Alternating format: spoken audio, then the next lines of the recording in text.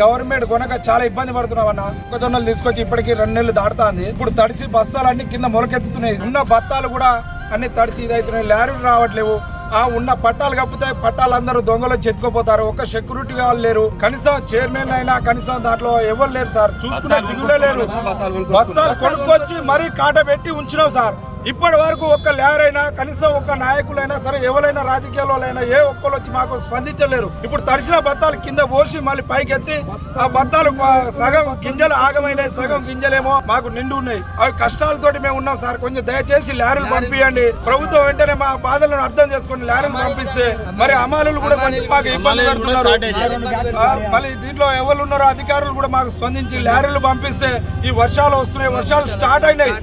నిద్ర లేక మేము నీడ లేక అనేది నైట్ అనక పగలనక వస్తున్నాం. మేము ఈడ కాపలు ఉండడం అవుతుంది. ఏ నైట్ లో ఏ గాలి వచ్చి ఏ పట్టాలు ఎత్తిపోతున్నాయి, ఏ పట్టాలు పోతే ఏం దడుస్తున్నాయో అనేది